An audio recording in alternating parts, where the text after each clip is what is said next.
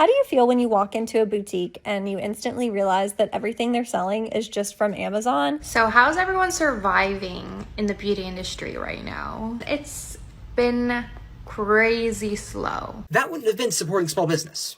That would have just been financially irresponsible. I'm not going to pay that, not in this economy. So recently on this channel, we talked about how restaurants were not doing very well right now financially, primarily because customers don't have extra money right now, amongst many other reasons like declining food quality, customer service, tipping, etc. But today I thought it'd be a good idea to specifically look at small businesses. I've seen many people online talking about how their businesses have been declining, especially since COVID, and I think that there are a number of reasons why that's the case. So we're going to go over what I found today, which is a lot. So let me know what you guys think in the comments down below. But let's start off with the elephant in the room, the overall prices. There's a very concerning trend of small business owners coming out and complaining about how people aren't buying their products because they're too expensive or they can't afford them.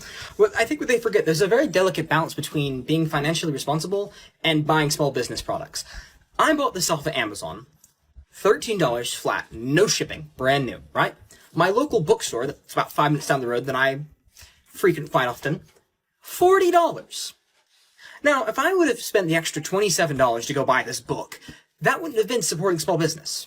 That would have just been financially irresponsible. I'm not going to pay that, not in this economy. You serious? Like, why would we pay that? Half of the stuff in my local businesses drop ship garbage off of Temu. Why would I support that? I went to a local plant shop and the plant that I wanted was $135. Same plant on Etsy was $45. I get a little inflation, but damn. And that's going to be one of the large problems overall today in this video. At the end of the day, it comes down to price for many people because they are tightening up their wallets. Not nearly as much expendable income as there was a few years ago, especially when we were all cooped up in our house. Online businesses were booming because so many were bored and just purchasing stuff online non-stop. I get that inflation and tariffs have definitely taken a toll, but when you start seeing wild clips like this up on screen right now, there's not really much else I could say. Burnt out, haven't sold an item in weeks, and lots of debt. But there was a time with a chocolate Nike hoodie for $1,300. Shipping calculated at checkout as well. It wasn't even free shipping. We just have to go right over to the comments. I'm sorry, but you probably haven't sold anything because $1,300 is most people's bi-weekly check or rent. There's no reason a sweater should cost $1,300. And the creator responds, it's wearable art and taste in art is definitely subjective. So they're playing that card, which I guess I understand, but at the same time, you can't really be surprised if nobody's buying it. You're so delusional, $1,300, come on. Maybe if it wasn't $1,300. It's wearable art in quotations, cut a sweater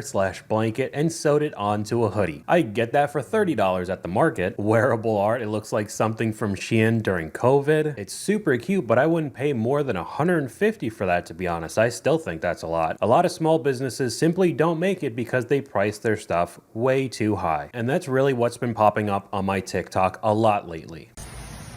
Hey guys, so as you know, things have not been great for us. It's been a bit of a struggle bus, but we have just hit a brick wall. We have to be out of our warehouse by the end of July. We can no longer pay our employees, so that's pretty We'll be doing one last warehouse sale, so as soon as I have that figured out and planned, I will let you guys know when that is. Any of the inventory I have here in the warehouse that I need to sell, I'll be posting for super cheap, so keep an eye on that. That's just like our ready to ship items. We will be selling all warehouse machinery, equipment, anything that's in this warehouse is being sold. So if you're interested in any of those type of things, also let me know.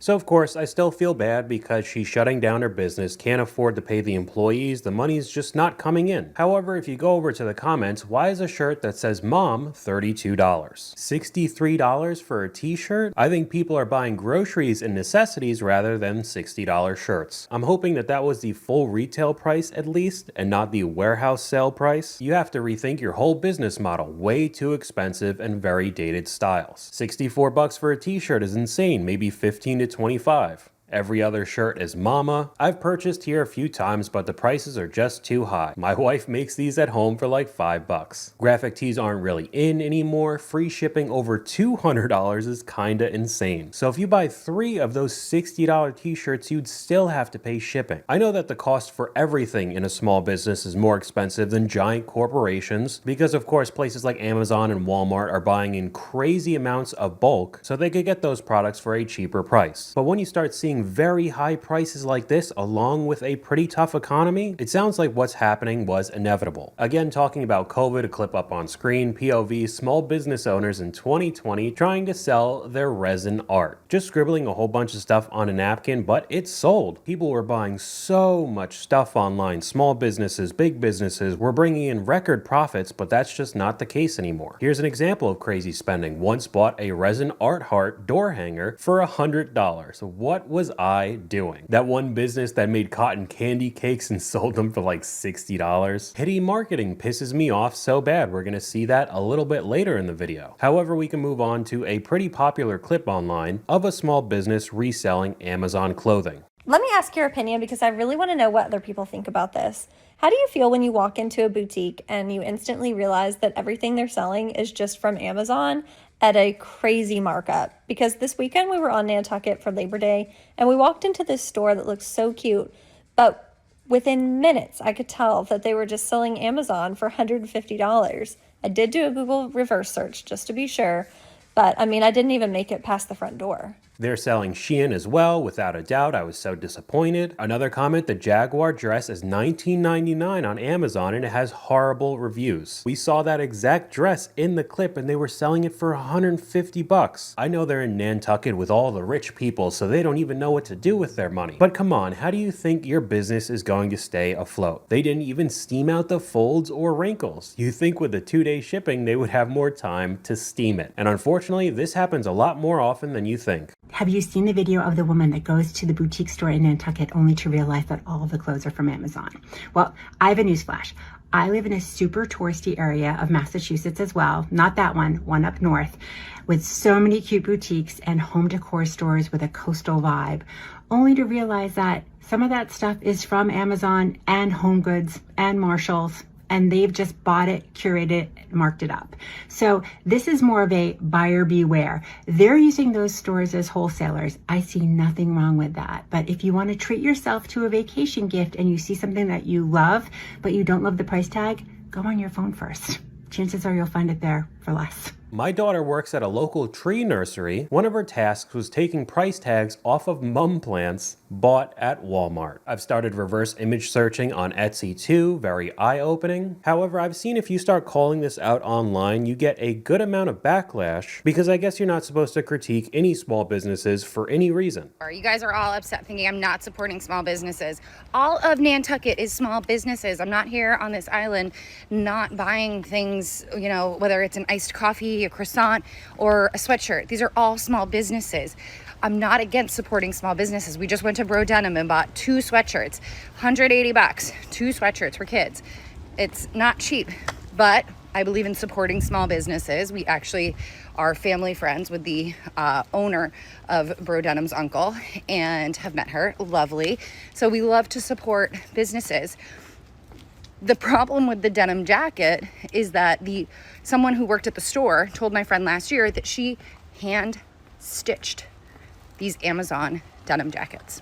That's deceptive. So this is a different issue with another store on Nantucket where they were lying about an Amazon dropship denim jacket. But either way, she was getting a lot of backlash online because you aren't supporting small businesses. And I'm in the same boat as her. I don't have a problem with supporting it. On the other hand, I do understand that a lot of people can't right now because money's tight. And when you also get deceived like this woman lying about their products. Either way, I would not be able to justify paying $90 for a child's sweatshirt, let alone 2. But that is her choice, and we can move on to a mini segment just talking about coffee. I no longer support local coffee shops. I'm not paying $10 for iced coffee. Out of my face. Short and sweet, but there are a lot of people that agree, and it's always served with an even worse attitude. I just said this, people talk crap about Starbucks, but I know exactly what I'm getting. I'm done with the local stuff. Then they have a facial expression of a fart when you don't select an 85% tip option. Like I said, there's a lot of clips what the local coffee shop's coffee looks like, and it's not the most appetizing, to be honest. Open 3 days a week from noon to 3 p.m. Why is it burnt, translucent, watery, lukewarm, and overly sweet? It's every bad thing that could happen to a coffee. The sadness of buying an $8 coffee from a small business, and it's terrible. Support small businesses. I will if it's good. When you take a sip and realize the small business isn't going to make it. Small businesses take advantage of people's empathy by overcharging. Small businesses, when nobody wants their $40 burger that's smaller than a Whopper. We've already gone over this before with the millennial burger joints. I know that's a meme, but almost all of them end up being a mom and pop place that charge way more than most people are willing to pay in this economy. But we could go back to the expensive coffee and the random times that they're open as well, making it even more difficult to shop with them. This might be a hard watch for some people, but small businesses can be their own worst enemy. Like this morning, it's a Friday morning. I said, let me go get coffee. I forgot to make my iced coffee last night. I'm just gonna go buy it, okay? Trying not to support chains, so I said, let me find a small business around here. I look up the first one. They're open from 10 to 2 only. Well, I start working at 7 in the morning, so that's not gonna work. Sounds good, cool, let me look up another one. Closed on Fridays and Sundays. You know, 2 of like the busiest days for most coffee shops, especially on Sunday, you're gonna be closed. Okay, sure, that makes a lot of sense. Look up another one, they have 4 menu items. It's either a latte or a matcha. Okay, don't like either one of those, so that's not gonna work for me.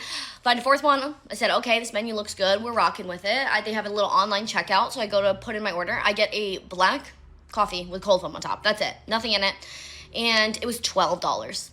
Not only are all the local coffee shops more expensive than Starbucks and Dunkin', their coffee consistently tastes bad. I want to support you, but I'm literally just throwing away my money. A local bakery I love changed the hours to 10 to 4. The owner gets on Instagram and complains that no one's supporting them. When most people are working 9 to 5, your customer base is going to shrink significantly. There's a thrift store in my town that's open by appointment only. How would you make any money? There are people that treat a small business like a hobby, and then they're surprised when they don't work out. I love supporting small businesses, but I literally can't afford to do so. And piggybacking off of that, we could take a look at this news segment that's talking about the big restaurant chain businesses, but also applies to everything else as well. Now to the economy, where there are troubling signs in the restaurant industry as consumers are tightening their belts and eating more at home. Elizabeth Scholzny breaks down the numbers. Hey, Rachel, the cost of going out to eat is up almost 4% over the past year, outpacing the price of groceries.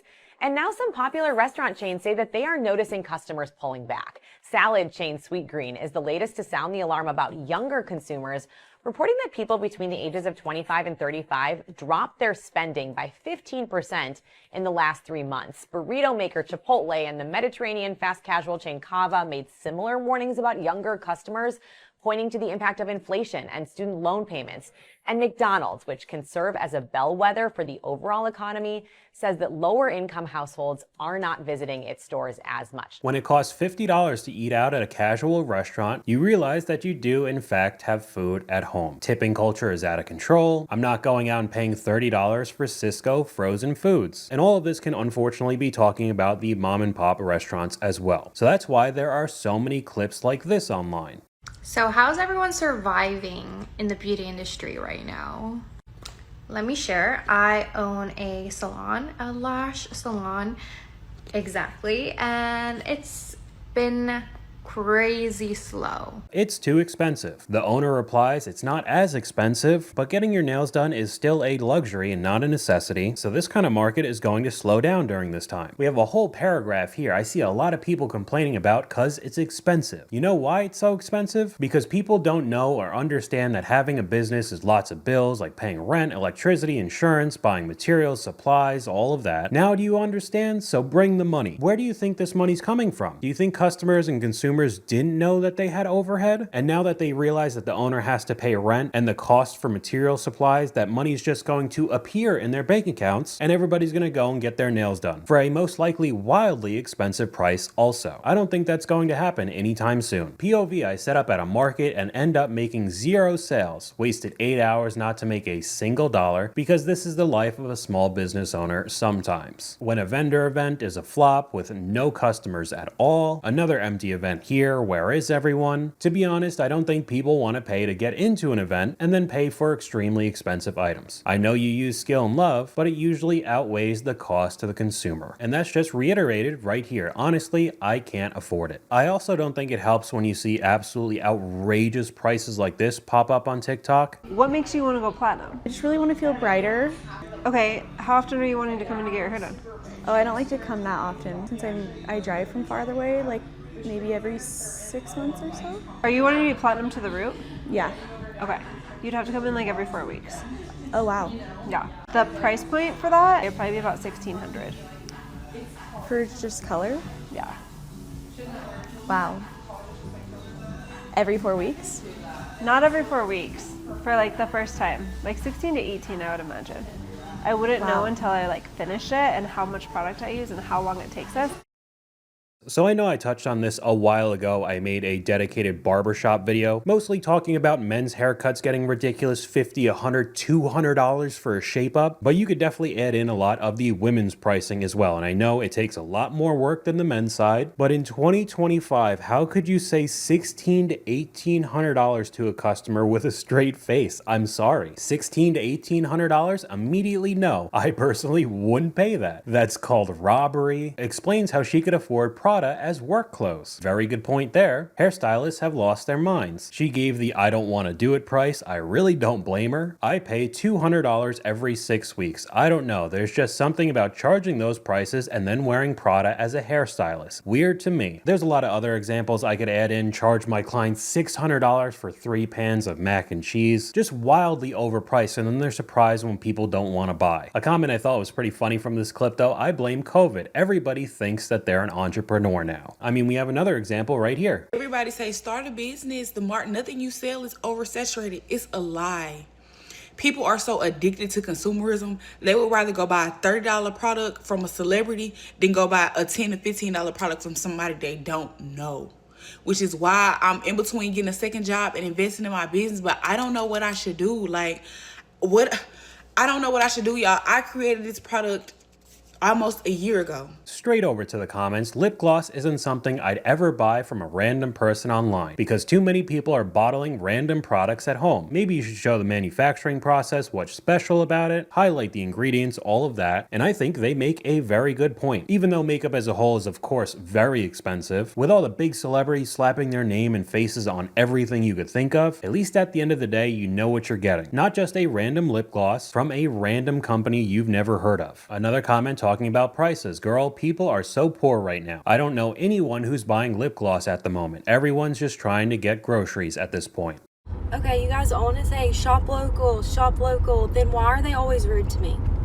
I am literally a local business owner's dream customer because 1, I love spending money, 2, I love going shopping like around here, and just, yeah, I'm just a great customer. I always buy stuff. Like, I'll literally just buy stuff to be nice. If you're nice to me, I'll buy something because, I don't know, I'm just like that. Like, I'm not trying to be like, I'm so nice, but like usually I just feel bad if I'm like the only one in the store. I'm like, oh my gosh, I have to buy something. And I think that's how a lot of stores get people. They almost feel guilty because they don't have any customers. You're the only one in the store. Almost strong arms you into purchasing something. And then on top of it, at least with this story, they're rude to their customers. She talks about how she was a regular at this particular shop. However, she ends up telling the incorrect name to one of her coworkers while they're there. And then the owner ends up getting super angry and yelling at her saying, that's not our name. Just being overly rude for a simple mistake with, again, somebody who's been regularly giving you money. Probably not the best way to retain customers. You know who isn't mean to me? Amazon. I literally avoid boutiques because all of the employees give me mean girl vibes. I feel like local boutiques are just fast fashion disguised as bougie. None of the clothes are comfortable either. Can I say something? A lot of times these local businesses that people like to hype up, they just suck. People always want to say, oh, you know it's going to be good when the restaurant has this or that, whatever rundown aspect to it. Yeah, sometimes they're good, but a lot of times they're not good. People talk about supporting small businesses for ethical reasons too, and sometimes they're way worse to workers. For real, and small businesses don't equate to ethical. I work for a hipster ice cream shop and I'd take a corporate job over it any day. I worked at a small cafe in town and only realized after getting a new job at a franchise restaurant how many labor law violations were happening. And this is not a one-off experience as well. On the topic of jobs, one place you will never catch me working again ever is a small family run business. I will never go back to one of those places because I don't understand what it is, but the vibes are just so bad. I've never actually met anyone who's had a good experience at a family run business, even the family. Like when I worked at one, I think I went in 10 minutes late one time. I had a very legitimate excuse. I actually had proof, I had evidence. And my boss just goes like, oh, it's a fine, Krista, you know, just go work on the till, whatever. So I'm working on the till. And she goes behind this plasterboard wall. We were having renovations at the time. She goes behind the plasterboard wall and I hear her telling everyone else in the back of the shop how she can tell I'm a liar and she can always tell a liar by their eyes. I mean, clearly not, first of all, because I was actually telling the truth. But also, that's insane. That's insane behaviour. And also very weird from a grown adult to literally the teenager that you pay £6 an hour to work on the till. Like, is it that deep? Is it that deep ever? Husband and wife run businesses are absolute hell. I truly think because they're a family business, they could speak to you like their kid. In hindsight, I should have walked out, but I needed the money, so I took the disrespect. I don't really know what to say because I know this makes it look like I'm the biggest fan of the giant corporation Walmart Target type places, which I'm not, but I understand people who want to save as much money as possible, and it's not like you won't have the same problems while working for a small business. Now we could switch over to the farmers markets and those types of businesses along with the vendors that come along with it. So I'm at the farmers market. When did it become so expensive to shop at farmers markets? I seem to remember getting a grip of produce for like 20 bucks years ago.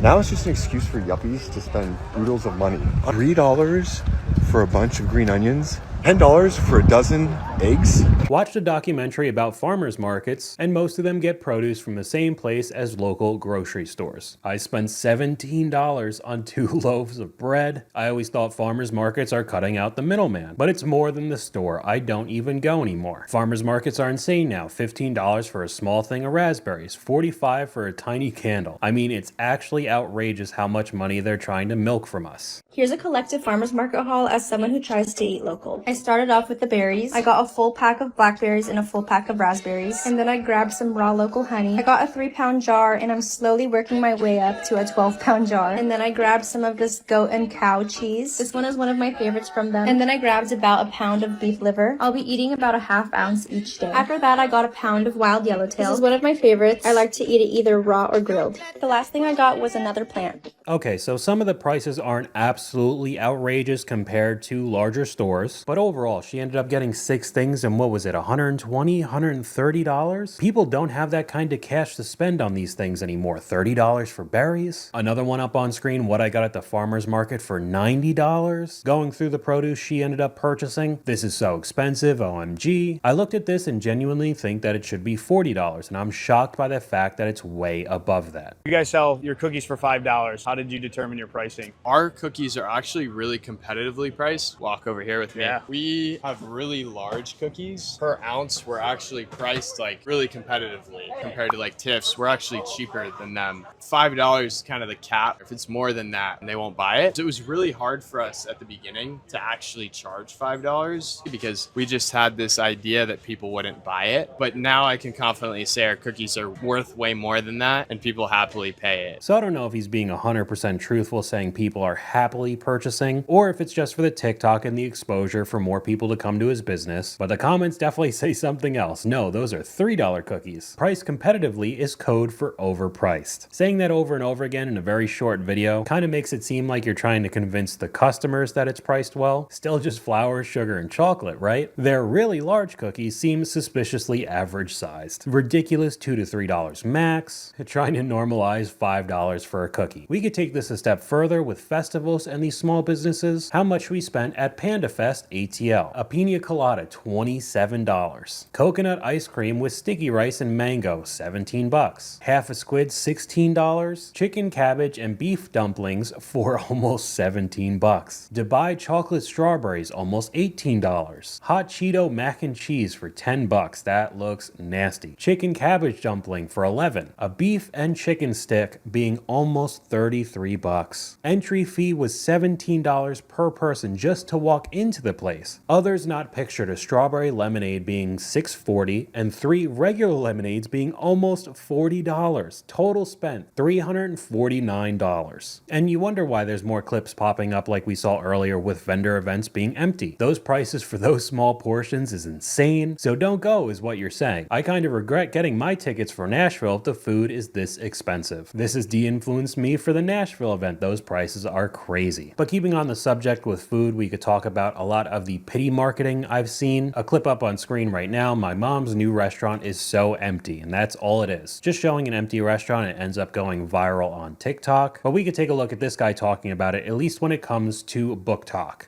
Pity marketing is not a sustainable business model, and I wish that we would quit rewarding it. I've seen a number of viral videos happen in bookish social media spaces lately that have a lot of authors, not just me, talking about pity marketing, which is where people get on camera and cry for social media in order to boost engagement and boost their book sales. A lot of these viral videos are completely made up, whole cloth. These stories never actually happened. There was never a book signing where people didn't show up. There was no book. There was no signing. This is a person who did a little self-published book and then stuck it up on social media and had their friend hide in the bushes and create a couple of videos with somebody wearing a fake wig, or they just sat at a table in a bookstore but didn't actually have a book signing. There was nothing organized with a bookstore. So this does happen with many niches, but I've seen it a lot, particularly in the small business restaurant scene. My parents' Filipino restaurant is empty. Someone please stop by. Another one, update, my family business is still empty. I know at the end of the day, you're just trying to get customers in the door, but if your entire marketing plan is to just make people feel bad and guilty, I can't really say that I'm surprised if people start getting annoyed at the end of the day. Here's what hasn't sold yet at LA Comic-Con that I thought was gonna sell right away. So prove me right. These cookie cutters. Oh my gosh, doesn't anybody love functional stuff? Look at this. So cute, the cookie cutter. And this Dragon Ball Z coaster set, you get all 7 Dragon Balls plus the finder, and they sit nicely in this case. Also mystery bags. They're only $5. Okay, so she goes over more stuff from her booth. The overall sentiment on many mystery bags in 2025 is basically the merchandise you can't sell. You put in some sort of mystery box, bag, whatever, and sell it off to somebody for a cheaper price. However, the customer is most likely not going to want the item that they got. On top of it, a lot of the 3D printed stuff, we could go over to the comments. Low-key feels like a Ross. I walk past any booth with 3D printed items. For sure would pass the booth. To be honest, if I see 3D printed stuff at a con, I tend to stay far away because I'm so sick of seeing it. On top of these straight up bootleg drop-shipped items as well. How many AliExpress stalls can I find at MCM London Comic Con? Let's see. Lots of AliExpress stuff.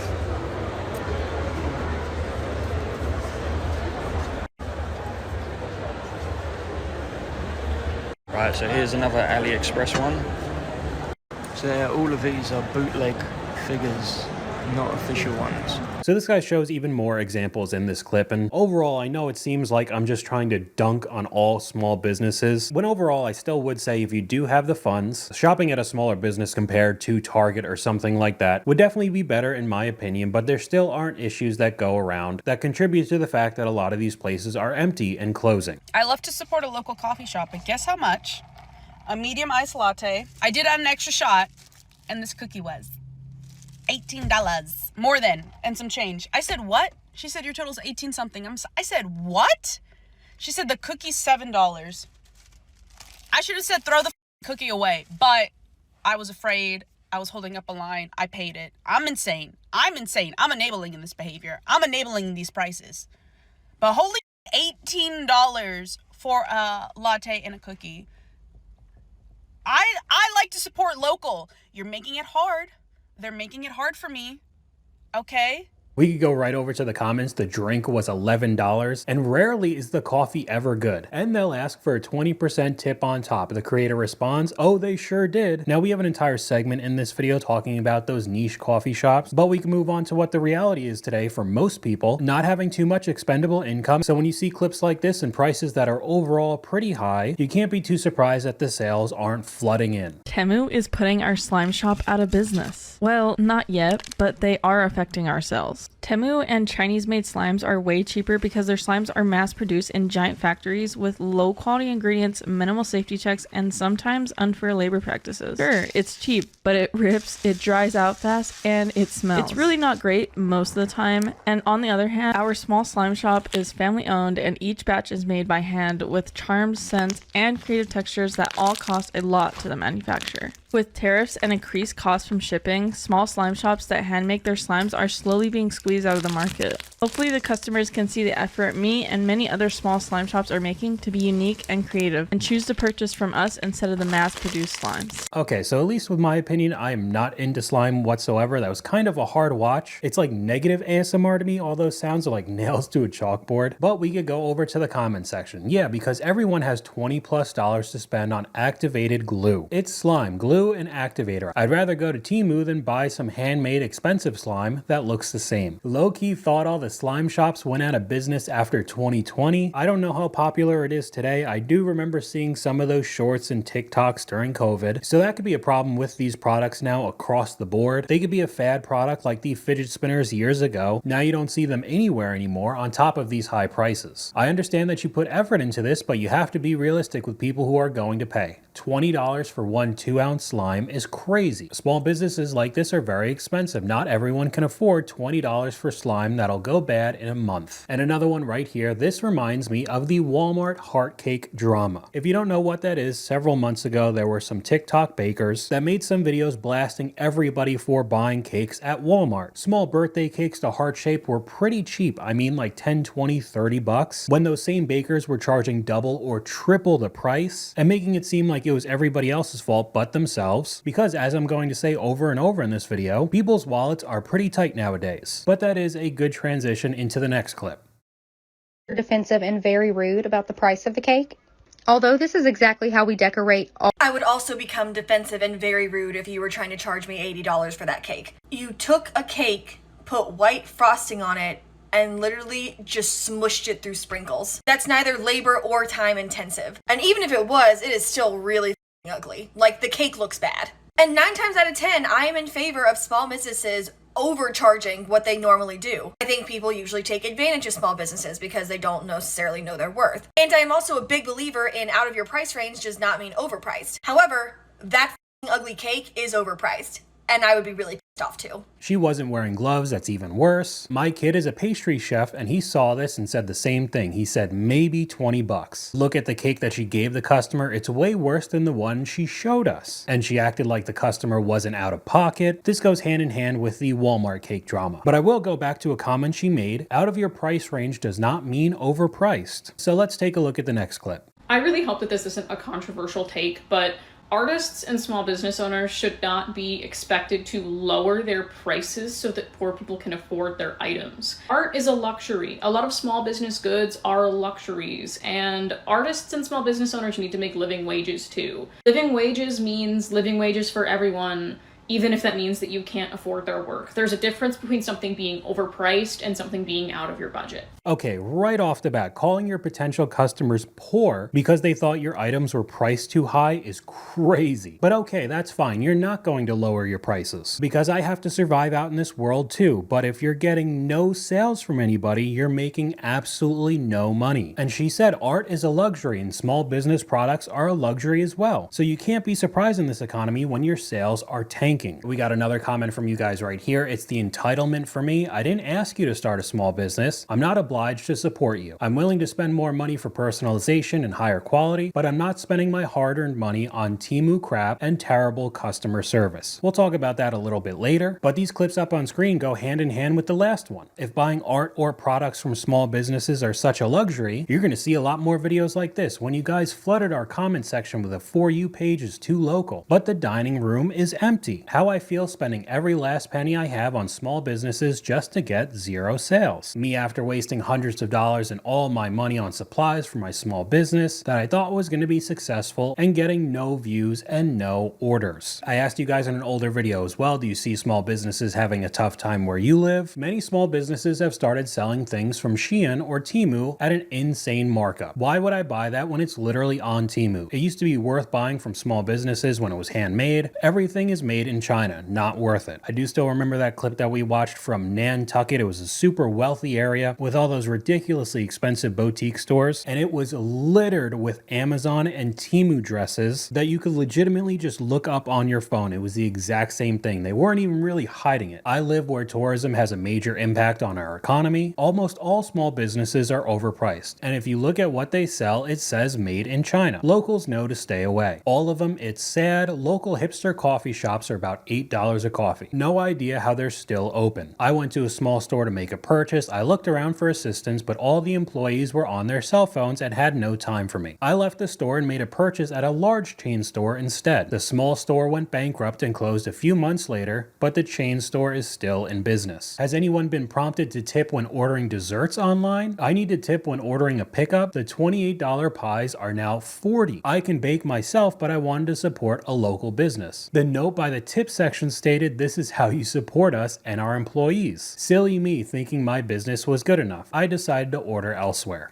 Can't stand when small businesses come on here talking about some, y'all don't support my small business. You're selling a t-shirt for $50, a pants for $150. No, I'm not buying that. Like, y'all prices are ridiculous. It don't make no sense. Nobody's paying $11.99 for a cupcake, and then the shirt says, "Mama, no way." I actually do remember an example of somebody shutting down their store, complaining that the sales dried up when they legitimately had $40 to $60 t-shirts that said Mama on it as well. Hit the nail right on the head. $75 strawberries, I can't. Those chocolate covered strawberries. And we have even more comments from you guys back to back. There's a huge difference between supporting local businesses and getting scammed. Small businesses aren't supporting my wallet. If I hear competitively priced, I already got one foot out the door, but we could take a look at some of these businesses just straight up lying to your face, especially if we're talking about homemade products. I am all for supporting small businesses. I think it's incredible when people have the support they need to flourish with an idea that they have thought of themselves, and they're just really creative and it works really well. But one thing I hate is when small businesses try and act like their product is a luxury or a novelty when it's literally just a cheap thing that you can order off of Shein or Amazon. I went to this downtown area with my boyfriend and his family this weekend, and there was this store that was selling like a bunch of European pottery and dishes. Okay, they had like a whole pottery or Polish pottery section, which if you know about Polish pottery, like it's a very distinct look. But they had this section with a bunch of bamboo bowls, okay? And it said that they were based, like the people that make them were based in Hamburg, Germany. And the shop owner came over while we were looking at them, and she was like, "Oh, I'm actually from Hamburg, like these are from my hometown." And then you check the label of it and it says made in Vietnam. And it's just really scammy and disappointing when these small businesses try and act like the product that they are making is anything but a mass-produced factory item. I had to quit a job that I worked because the baked goods we used to make ourselves started coming into us pre-made and frozen. Business owner still tells people to this day her goods are homemade. I just bought what I thought was homemade paper star at a local Christmas market, gave it to our family, and then spotted the tiny "Made in India" sticker on the back after the owner said that they were handmade. What do? I feel like if you call them out in the moment, then they'll just start removing those made in identifiers, so we won't actually be able to tell what's a scam and what's not. It's getting harder and harder to trust anything now. We got another example from you guys right here. When I had a homemade soap business in Tennessee, I went to the local farmers market on Saturdays to sell. Got to know the people at the local market. One Friday afternoon, I went to Kroger, and a couple who sold at the market weekly were buying carts full of produce. I stopped buying from them after that because all I was getting was Kroger produce marked at a higher price. They didn't see me that day, but I saw them. I was shocked. We've actually gone over this topic in a completely separate video on my second channel because this is much more common than you think. But something else that I've started to find online is that a lot of these business owners will start putting up videos on social media complaining about the customers, whether they're not getting sales or, like this person up on screen, getting a lot of returns, blaming everybody else but themselves, which in my opinion, even if the customer is in the wrong, you going and posting these videos complaining to everyone is just not a good look for your business. And along with this specific example, this woman was selling a whole bunch of costume jewelry, which was getting returned at a very high rate, and it really seemed like it was because the quality was very poor. Mountain of returns equals cheap products that are overpriced. Nobody's buying costume jewelry to wear it to an event and then return it. If there's all those returns, there's a reason, and it's probably bad quality, because that's what she was trying to blame these returns on. People would use it once and then just send it back. But regardless, probably not the best idea for you to put up videos like this. It just does not look good for your business. Maybe the products suck, I don't know. Maybe reevaluate product quality if there's so many returns. There's a lot of comments like this. But you knew it was coming, we gotta talk about it, the local coffee shops. I just don't understand why nobody supports my small business.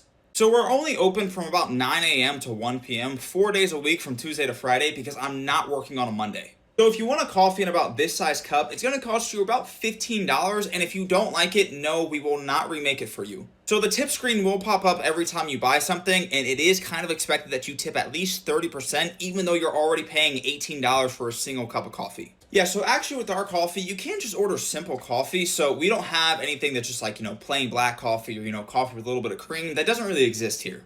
So if you do want oat milk, it is an extra $4.50, but that's up to you. Yeah, so we actually don't have any bathrooms here either. So if you do need to use the bathroom, you can go down the street. There's a few shops there, but not here. And we also don't have any Wi-Fi here, so please do not ask me if we do. So to see our menu, there's a QR code you're going to have to scan, or you can go on our Instagram. It's posted there as well. So we don't like to call ourselves a coffee shop. We more so like to say we're a roasted bean experience. It's with sad news that we report that we're closing next week. It's difficult to compete financially in these hard times. That same business in 2 months. I'm always convinced that all they do is launder money. The random Facebook posts, "We're open today. We'll be serving customers from 10 to 3. Don't forget the perfectly honest review followed by the owner's response saying our employees are rock stars and doing their best. Stop trashing all small businesses. But apparently in this next clip, you're not charging enough. Your prices need to be even higher. Your coffee shop sucks because you're charging 2017 prices in 2025. Losers. So why is your coffee so expensive? It's not expensive. It's just not priced like it's 2017. So my shop sucks because I'm undercharging. Pretty much you can't run 2025 margins on 2017 prices. But won't customers get mad if I raise them? Customers are going to get mad no matter what, but you still need to make money. The economy's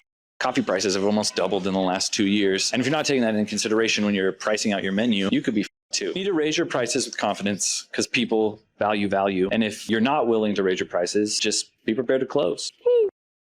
Now I get it, the price of the goods, the materials have all gone up drastically. But if you are going to raise the prices similar to the first clip, with the coffee and cookie that cost $18, you're going to lose a significant amount of customers. Be prepared to close. Coffee shops are competing against making the coffee at home now. I can make a whole week's worth of coffee for the price of one of your coffees. Not spending $5 for an espresso shot or a small drip, babe. And here's the result of what he was saying. So bored, no one's coming in. Just a completely empty coffee shop. Here's another one. Work so empty, I'm comfortable making TikToks out in the open. Now this could also feature in the series on my second channel with people getting fired because of their TikToks at work. Probably not the best thing to do overall, but again, a completely empty coffee shop during the day. Hey there, what's up? Not my usual content, but can we start calling out all these little tiny independent coffee shops for having just dog coffee? Like, I don't care if you're all niche and cool and hip.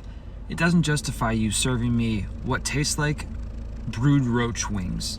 All right, this is a cold brew. I said add just a little bit of milk. Look how light that is. And then I get charged $1 to add a single pump of vanilla syrup.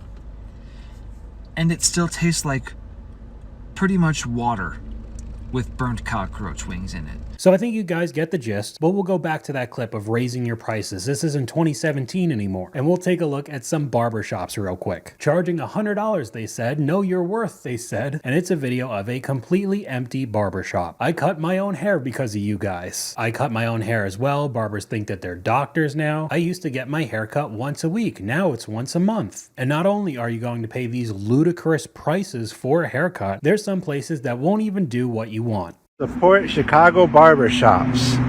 but we might not give you the kind of haircut that you want. So I get it. Right now, the fad are the broccoli hair, the mullet as well. It is getting played out and it's a little annoying, but at the same time, if you're charging $50, $60, $100 for these cuts, you should be doing whatever the customer wants. Support mechanics, but we don't do oil changes. I thought that was pretty funny. Pay $60 for a guy with traditional tattoos to give you and every other guy in the shop identical Peaky Blinders undercuts and a straight razor shave. And we got another comment from you guys right here. I went to 4 different pawn shops 2 weeks ago looking for cameras. They were selling used, beat up looking cameras for only $20 to $30 less than what they go for brand new on Amazon. And then you wonder why it doesn't get sold. I mean, I just don't understand. I'm closing the store. Part of it is Amazon and Gen Z shopping behavior are beating the hell out of small neighborhood retail. And the rest of it is the city has removed all the parking and allowed construction during the holiday season. So we're hearing all about this small business helpfulness, but none of it's happening for us.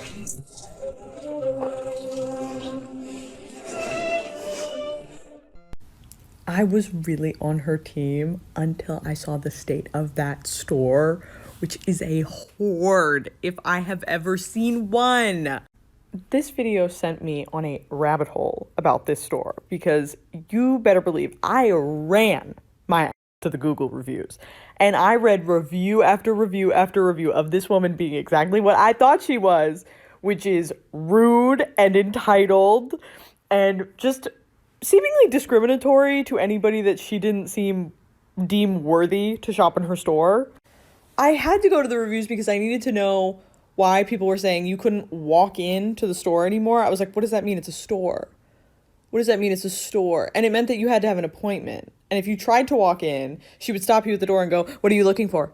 And here's the kicker. In case you didn't dislike her enough off bat, she was like, everybody thinks it's the rent. That's the reason I'm closing. It's not the rent. I own the building. Yeah, I didn't feel bad for her anymore.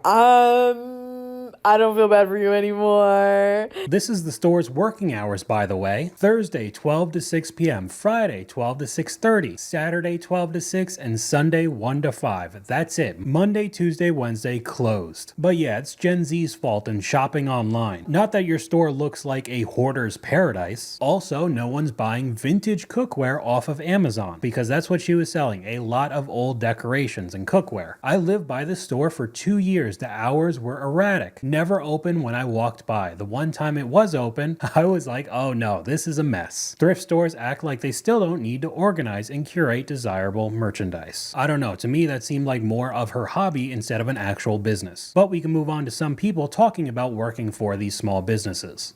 Support small business all you want, but don't work at one, okay? Don't do it. That's how it feels to work at a small business. Just so you know.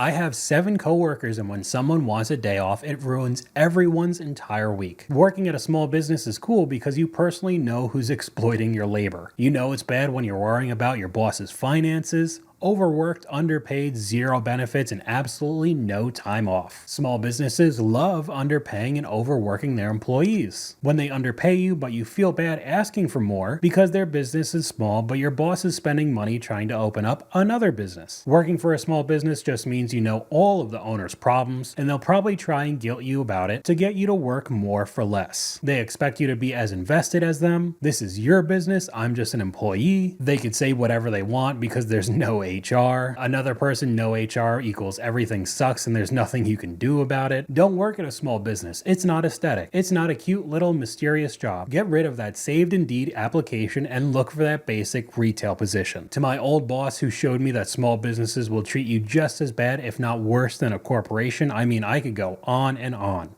Listen, I try to support small businesses as much as I can. Like if I'm eating something, I'd rather go to a local place than like some chain restaurant, but they're really starting to test my patience these days. All these local places like near me, when I go in there around 11:05, 11:10, first thing the guy says to me is like, dude, we're not ready yet. It's like, it drives me nuts. It's like, dude, you specified that 11 o'clock was the time that you guys are open. There's no reason why I'm on time and you're not on time. All right, if you say that you're going to be open at 11 o'clock, be open at 11 o'clock. And another thing, put prices on the menu. Put prices on the menu. I can't tell you how many times I've left the place after paying, like, inexplicably paying like $18 for a bacon, egg, and cheese. This is like the point. Listen, I love small business. I support them. But, like, everybody acts like they love them. Like, try living in one of those small towns where you're going to get a coffee at like 3 p.m. and you go to the coffee place and it's closed because, like, the guy's taking a nap. We're not really open yet. And don't forget the QR code menus and the 3% processing fee they add on. And we got another comment here from you guys. I'm an attorney and have represented a large number of small businesses over the years. I find that the major reason that small businesses fail is that their owners are not very good business people. They either don't provide a good value at a fair price, or simply they're not very good at handling money. Many simply don't understand what it really takes to run a successful business and then blame others for their failures. I think this goes hand in hand with the next clip. I feel like everybody's seen this business before, wherever you live around the world. You ever have like a store open up in your town, you just know they're just not gonna make it, and you just feel like empathy for them because you see them pouring their heart and soul into it, but you just know like this thing's not sticking around. It's a store open in my town. It's like a ceramic pottery store, and it's just like just no one's ever in there. Like it's not a good fit for the clientele of town. It's just not gonna make it. And I just like, I just walk past this place, like just, I feel it in my body. It's like, I don't need any pottery. Otherwise I'd be in there to purchase. But unfortunately, a lot of people are like me. They don't need pottery.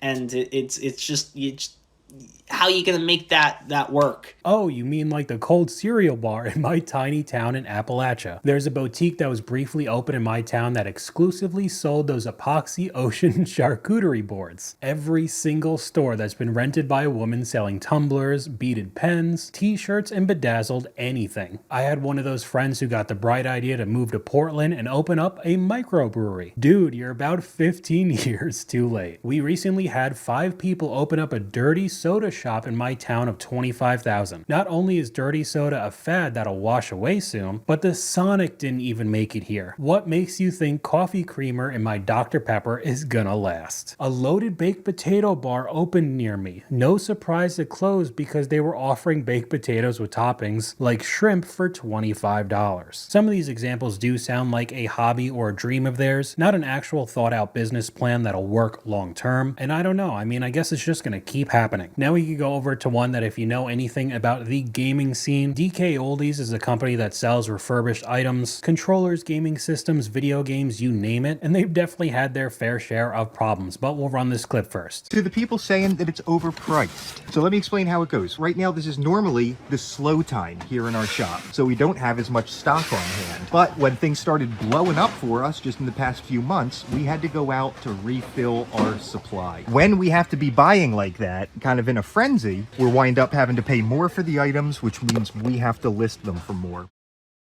Okay, so I understand that. However, this video was pretty old. And with their rise in popularity, a lot more people buying their stuff, they started to get extremely lazy, while they were simultaneously charging a ton of money for their used products. If you know this YouTuber, Jacob R, he goes through a ton of DK Oldie products he bought, Xboxes, PlayStations, controllers, opening them up and going through them, and they were destroyed. Covered in dust, not cleaned at all, even though that's what they advertised their company doing. And they just straight up weren't. They were lying, scamming their customers. I think recently they have gotten better, but it was really only because so many people were calling them out on social media, getting a ton of backlash. Here's another one that I didn't really know how to fit into this video, but I just thought it was odd to upload this in the first place. This is a clip from a small business bakery. Trash can POV, the cafe's finally closed. I could start eating. And the entire video is just throwing out all of their products at the end of the day. Now I get it, there are some crazy rules with food when it comes to business. Food waste, product waste is absolutely insane. I know people could write it off on their taxes as a total loss, but uploading a video like this, especially with the bakery, I mean, we saw the clips earlier, people charging an arm and a leg for small cakes, and then at the end of the day, let's record a video of us just chucking all of it in the trash, does not look good for your business whatsoever. I would never step a toe in the business that was so aggressive about food waste. waste. There's so many alternatives. This is a disgrace. In Canada, this could all be donated to any registered charity, including soup kitchens, shelters, churches. Many businesses do this already, so there's no excuse. Why not put these on the Too Good To Go app, where people would gladly buy them for a discounted price? I'm not sure what you guys were trying to do with this video here. That's what I'm saying. I know that this happens with a lot of businesses. I just don't understand why you'd upload it. What a waste. I would never spend a dime here. There are so many things you could do. 50% off in the last hour, Too Good To Go, donations. I think this will just make people not try your business. More comments than likes. Yeah, you guys are cooked. It's just odd to me because in today's world, people think it's okay to post any thought on your mind, upload videos left, right, and center, when you could have just avoided posting this altogether and not have to deal with any of this backlash. But to finish off this video, we have some of the extra hurdles you got to deal with when running a small business, because it is definitely not the same as working for a company. Quit your job, live that dream, open a restaurant. That's how I went from making $4,000 a month to $400,000. I know it's pretty obvious, but everything has to be dealt with yourself. You're not going to be getting a consistent check every couple of weeks. This includes benefits, healthcare, and taxes as well. If you sell a Depop or Poshmark or eBay or anything like that, just to let you know, you have to pay taxes on that. Yeah, you will be getting something in the mail for taxes or email for taxes. Apparently not a lot of people knew about that, and I've been seeing people cry about it, going, I have to pay taxes? Yes, you have to pay taxes on the money that you make. If there's two things that are certain in life in the United States, it's death and paying taxes. You can't escape either one of those. And he's right, there's a good amount of people who don't know you have to pay taxes on those items, as well as just working for yourself, and that's how you get audited by the IRS. We have seen many examples of that from the financial audit. But here we got a perfect example of how much more you have to make working for yourself to receive all the benefits that you would normally get if you worked for a big corporation. I quit my six-figure job to make videos online. Now I pay $753 a month just for health insurance. These are the 4 hidden costs of self-employment and why I now need to make $150,000 just to replace my old $114,000 salary. When you're employed, your employer pays half your Social Security and Medicare. When you're self-employed, you pay both sides. That's an extra 7.65% or $8,721 a year. While Tennessee has no state income tax, since I'm a business, I now pay a 6.5% franchise and excess tax. That's another $7,410 a year. My old employer used to match my 401k at 6%. I want to replace that myself. That's $6,840 a year. And finally, the ones that shocked me the most: insurance. Long-term disability, $141 a month, dental, $20 a month, vision, $12 a month, EAP, $5 a month, and health insurance, $753 a month. That's over $11,000 a year just to match what my employer covered. Overall, to match the comp and benefits at my old job, I need to make 30% more than my original salary. Daunting, totally, because I'm not even close to that yet. I am working from home and I have a gift card to a local coffee shop, so I wanted to get something for lunch because I never get the opportunity to do this. And I ordered a bacon, egg, and cheese sandwich because, you know, it's the most standard one. But I didn't look at the price until I ordered it, which was my mistake, of course. And I also didn't ask what it would be like. So I am genuinely asking you, how much do you think this costs? Genuinely. This is what I got. I got takeout. Yep, that's an egg, 2 pieces of bacon, and some ephemeral remnants of what used to be cheese. Yep, just something, multi-grain bread from Walmart. Yep.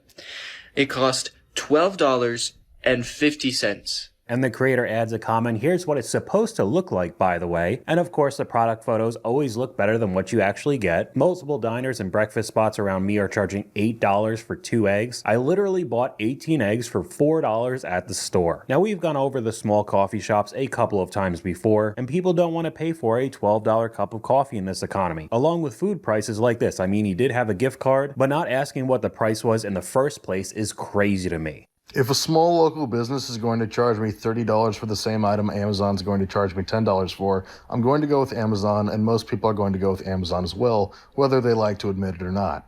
Gas is $4.40 at the cheapest gas station where I live. I'm trying to save money. Most other people are trying to save money. Times are rough right now. And I wouldn't have an issue shopping locally and keeping the money within my community if the small businesses didn't overprice all of their items for no reason. And obviously not all small local businesses are like this, but most of them are. If a small business offers it for $8 and Amazon offers it for $5, I'll support the small business. If the small business offers it for $20 and Amazon offers it for $5, I'm not supporting the small business. I agree. Support small businesses, and the small business is open maybe 3 days a week, 10 a.m. to 2 p.m., no weekends. Everyone in the comments arguing back and forth of why small businesses are priced higher, I do not care. If the bank account allows you the privilege of spending more, knock yourself out. Mine doesn't, and I will shop accordingly. I will not be peer pressured into feeling any differently. And if you've seen most of the videos that are on my channel, you know that most people are struggling right now. And it's just crap that's been purchased off of Shein half the time too. We're going to see an example of that later in the video. And we also saw one previously of a boutique in Nantucket doing the exact same thing, and somebody recorded them looking up the Amazon listing and seeing how wildly overpriced it was in the store. We got a comment from you guys here. Some small business owner yelled at me because she heard me say her combination coffee shop and bookstore seemed a bit half-hearted since there were only like 30 books. She started screaming about the collection she curated. Literally tried to start a fight with me. Okay, lady, I'm sorry I expected your bookstore to have more books. And there are quite a bit of examples of business owners getting defensive and angry when you question the things they do. Again, if you think it's overpriced, that's fine, but nobody asked you. Oh, geez. I mean, if they think that's overpriced, they definitely don't want to know what I'm charging for Stanley's then. Try to hang out with them because I was. If it's too expensive for you, just say that, love. That's okay. I know what I put into it. I know what I paid for them. I know what shipping costs, so. And it looks like it cost about $5 from Hobby Lobby. And you go over to the comment section, you realize she's selling it for $45. Dollar Tree cups for 45 bucks is completely insane. I'm all for people going and making stuff and selling it, but going down to Target, buying the cups and straw toppers for maybe $5 or $6 for both, and selling it online for 45 as if you made it is wild. Another person, the straw toppers alone are at the dollar section at Target, 2-pack for $1. So you're talking about $5.50 per cup and selling it for 45. And then you wonder why people aren't buying. But still, we can move on to the next clip talking about the other side of the argument. I feel like my For You page is rage baiting me because I have seen too many people complaining about the prices that small businesses are charging right now. Okay. They're not charging you $12 for a coffee because they're trying to price gouge you at their business and then get into their Bentley and drive home. They're charging you $12 for a coffee because their cost of goods is so expensive, and if they want their business to stay open and survive inflation, they have to charge more because that's the position that they're put in. I saw someone also complaining about the quality's gone down at a boutique and they're charging a lot of money. Same thing. Okay, so we got a couple things. While I do agree, of course, inflation has taken a toll very heavily when it comes to small business. If your prices get so high where nobody's coming in anymore, you're still gonna go out of business. The drop in quality, particularly talking about clothing, is odd to me as well. And I get it, again, the cost of goods have gone up. But turning everything into Shein quality polyester when you were known for making higher quality items, again, is just going to alienate your customer base. And I'm not trying to make this video to tell everybody that all small businesses are bad. You shouldn't shop there. If you really do have that kind of money to spend, that's completely fine. Go right ahead. But most people aren't in that situation today, so you can't be surprised if customers aren't flooding into the doors. I love to support small businesses, but some of y'all need to chill with the prices. My sisters and I went to support a local food truck and they sold funnel cakes and churros. We ordered 2 funnel cakes and 1 churro. They were pretty basic, nothing special. $55? What do you mean $55 for 2 funnel cakes and a churro? That churro was $8. I had even recorded everything because I wanted to post a TikTok about it, but after seeing the price, honestly, I did not post it because I did not think that was worth it. I wish them the best, but the prices were crazy. I don't know, going back to that last clip, it seems like price gouging to me. The ingredients to make a funnel cake and churros cannot be that high. Pretty rare to see a lot of people trash on a small business, but there's this cookie company out in Lancaster, PA called Taylor Chip that recently announced they were going bankrupt and closing all their stores, and hundreds of people were celebrating this. By the way, this is Lancaster, PA, bro. This is not the New York City food scene. For hundreds of people on Reddit to within hours talk about how happy they were they shut down blew my mind. People were saying, oh, the cookies aren't that good. They were like half-baked. The cookies were super expensive, which, by the way, I think they were like $6 to $8 a cookie, which is, that's a lot. People were trashing on the owners, saying they were annoying, that they didn't treat the staff well. By the way, allegedly, like, this is just what comments were saying. The owner once rented a Lambo or something, and oh, they had a field day with that. They were like, oh, yo, how's your Lambo, buddy? And you got to kind of feel bad anytime people like lose a small business, but when there is 90% of comments trashing on you, like it's hard to not assume like, you know, stuff was probably going wrong. And we could go a little bit deeper in the comment section, local here. Just search Taylor Chip in the Lancaster subreddit and you'll find the lore. And he owned the Lamborghini. So yet again, going back to the previous clip of price gouging to drive away in your Bentley, in this situation, they actually did it with a Lamborghini. Lancaster here, I applied to Taylor Chip and was denied after they said 6 years of experience wasn't enough. Safe to say I'm working with their competitor that put them out of business. And we'll just move right on over to the next clip with the drop in quality. Guys, we just got out this vintage store. Look, $75. In Westford. Shit. There's no way. Not a single vintage shop is actually selling vintage clothes anymore. Most of the jerseys I found recently at the vintage stores in Newton were fake, but it's much easier buying things in bulk from Shein than actually finding higher quality items in today's world. And we got another comment here, most of the small businesses still think it's the 2000s, and people can't find out where their homemade items are from. I mean, the Shein tags on clothing are a dead giveaway, but now we have the ability to take a picture of anything with our smartphones, search it up in Google and see if it's actually homemade or not. And unfortunately, most of the time, it's not. Yo, this pisses me off so bad because the other day I was in this like local shop, right? In this little town, right? And there was a sweatshirt, right? That had the town name and there was like a little bear on it. Like it was so cute. So I go into the store, right? And I'm looking around at the store. Everything looks like it's bought from a manufacturer. Like nothing in the store looks homemade. Like the sweatshirt certainly wasn't homemade. I mean, the logo, I don't even think it was stitched on. I'm pretty sure it was like laser printed onto the sweatshirt. And the sweatshirt you can buy in bulk from manufacturers for very, very, very cheap, okay? So I'm like, I go in there, I'm expecting the sweatshirt to be like $35 at most, okay? For a sweatshirt, like, hello? So I walk in there and I find the sweatshirt. Mind you, there's a huge pile of these sweatshirts. They all look dusty. Like no one has even touched these. No one has even looked at these, okay? So I pick it up, I look at it, I look at the price tag. I literally gasped out loud. I was like, what? It was $80.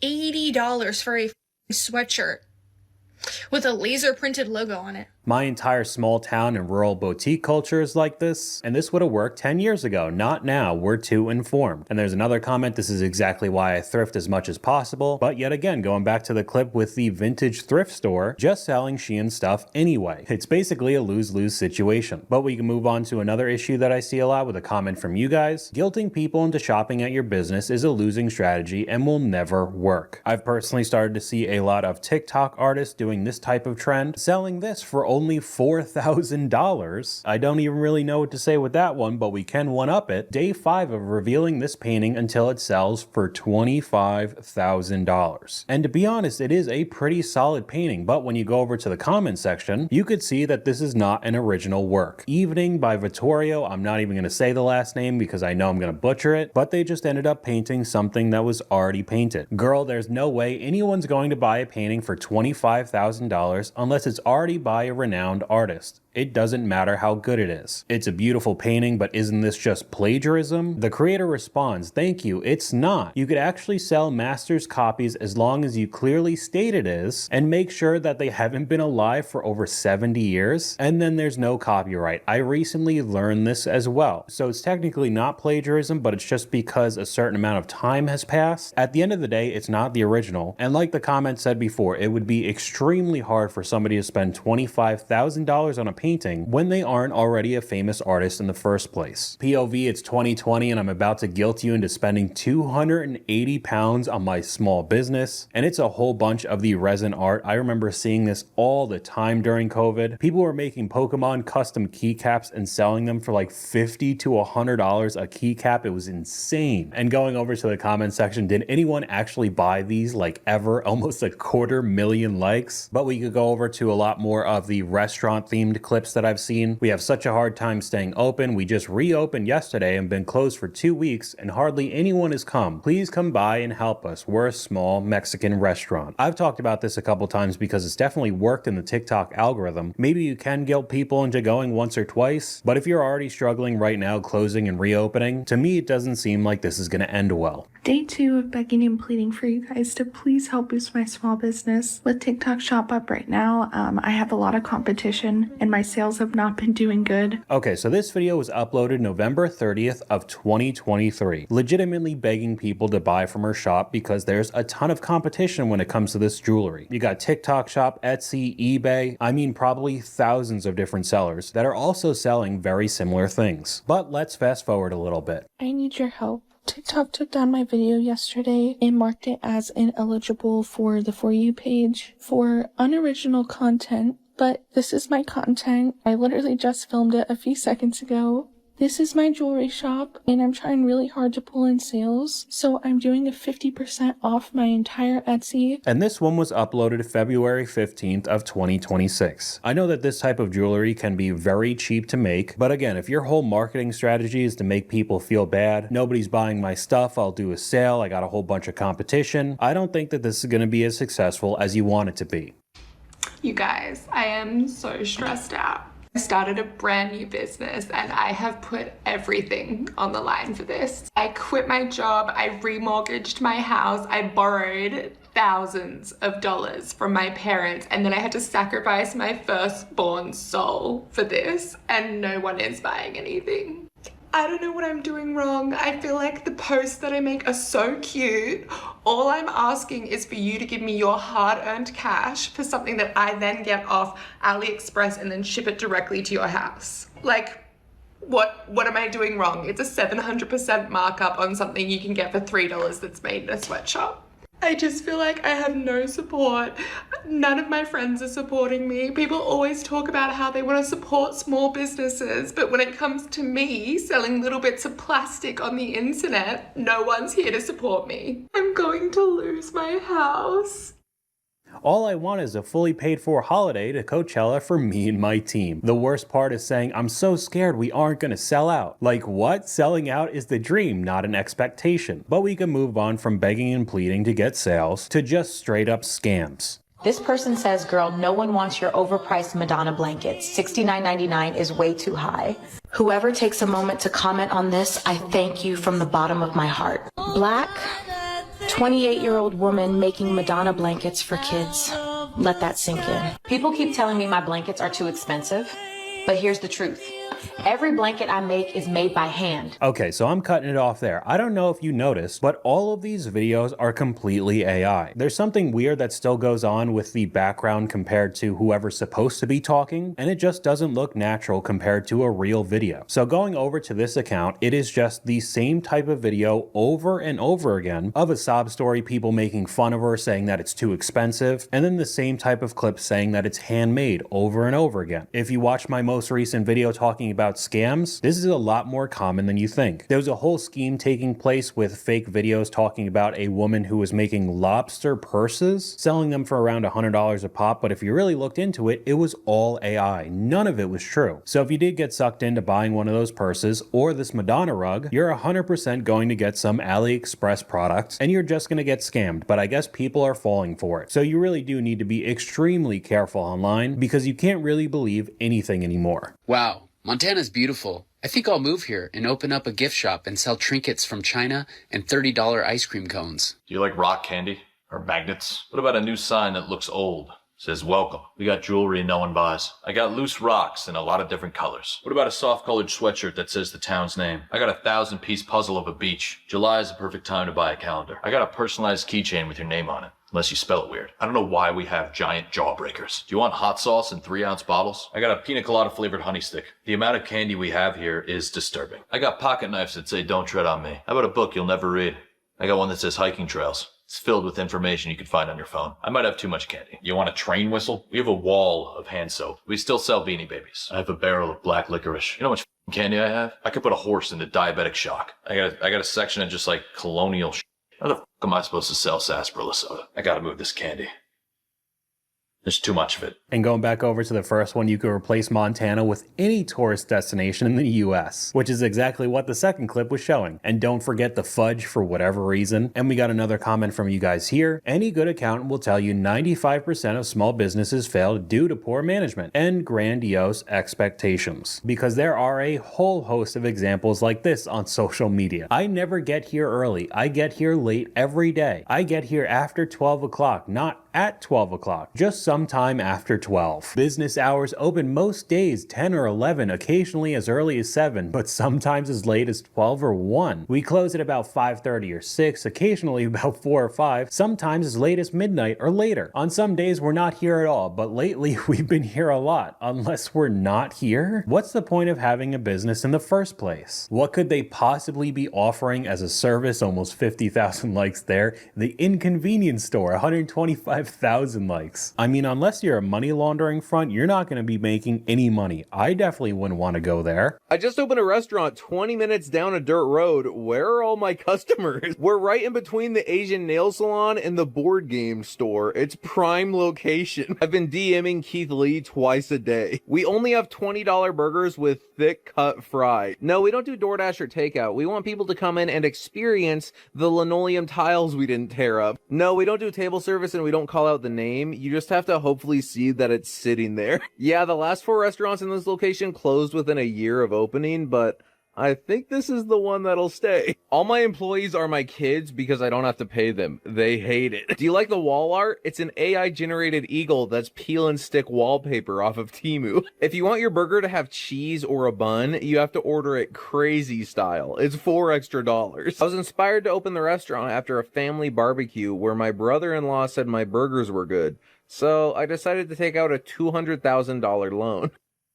And their domain redirects to a Facebook page, and there's no menu online. Every 5th social media post is lamenting on how hard it is to be a small business, and their website is their Facebook page again, and their logo is AI generated. And I know we saw a couple examples already, but some of the food stuff is just outrageous. And mind you, this was an $8 chocolate croissant. Thank you, Orange County. And I mean, it's just little strips of chocolate that isn't even baked into the bread. And the next one is a guy recording a food truck with a mouse running around in it. I mean, it's right next to the French fries. Even the employees took notice and basically did nothing about it. In the caption, I know he saw that rat run by the fries and just kept scooping. You know it's bad if it's on a truck. Oh, you saw that with a screenshot of one of the employees, and you better believe they still charge an outrageous price. And we got another comment here. Reminds me of those farmers markets where they just resell stuff from grocery stores. I'm not gonna lie, I'm actually excited to go to this farmer's market. Hey, catchy, right?